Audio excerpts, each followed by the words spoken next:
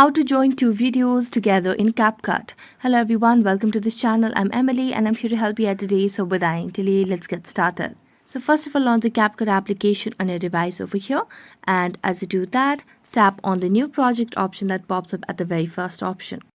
As you tap on new project, simply what you need to do is select on the projects that you'd want to add over here.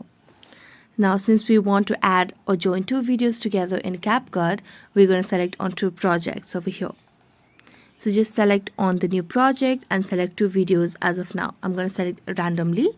So as you select on two videos, tap on this add option at the bottom of the screen.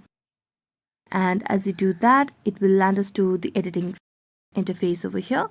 So what you need to simply do is you need to make necessary edits over here. You can add transitions, you can add filters, effects over here, and here you have been able to join two videos together in CapCut. So that's it. Thank you so much for watching this video and see you next time.